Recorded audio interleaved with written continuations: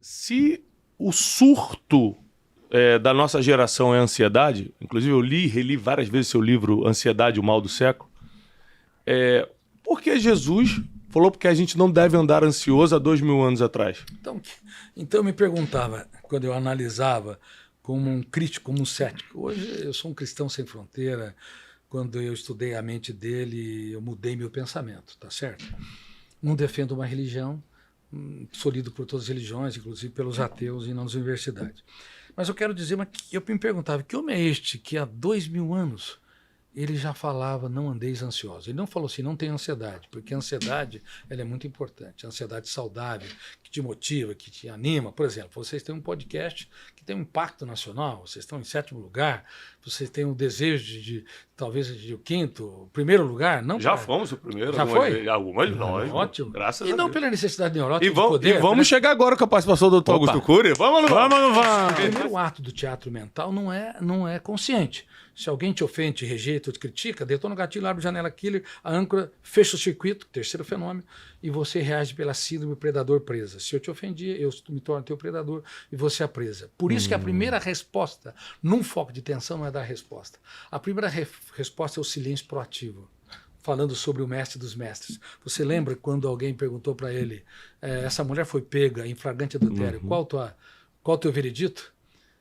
Que resposta ele deu? Aquele que não tem pecado. Atire a primeira pedra. Atire a primeira Mas pedra. a primeira resposta, essa foi a segunda resposta. A primeira foi o silêncio. A primeira foi o silêncio. Ele escrevia na areia. Ele não submeteu a nada e ninguém. A paz dele valia ouro, o resto é lixo.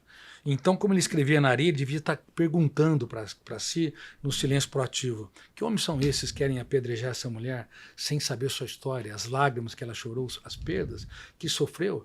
Por que eu sou obrigado a comprar aquilo que não me pertence? Então, no silêncio proativo, ele retoma a sua capacidade de autonomia para ser autor da sua própria história e assim dar respostas inteligentes nas situações estressantes. Eu estudo muito sabedoria. É um tema teológico, bíblico, que eu gosto muito e eu ensino muito sobre isso. E um dos maiores segredos da sabedoria é o silêncio. Se você estudar a sabedoria teologicamente, você vai encontrar versos como...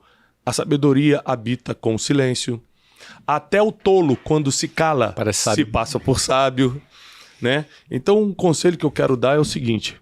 Você quer crescer em sabedoria? Você quer crescer em gestão da emoção? Valorize mais o silêncio. Porque quem conhece o peso das palavras acaba valorizando mais o poder de ficar calado às vezes. Principalmente quando está num foco de tensão.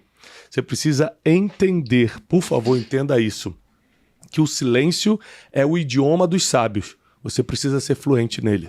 Hoje, uma pessoa que precisa sair da situação emocional que se encontra agora, ela está escutando agora a gente no Brunecast, qual é a dica que o senhor dá para hoje ela já sair desse sufoco emocional? O que ela pode fazer agora? Boa, eu vou pedir uma dica também depois. Tá.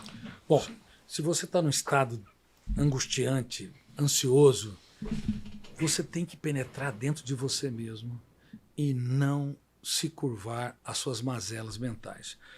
Como eu disse, a mente mente. E como eu disse, a emoção nunca amadurece. Quem amadurece é o eu.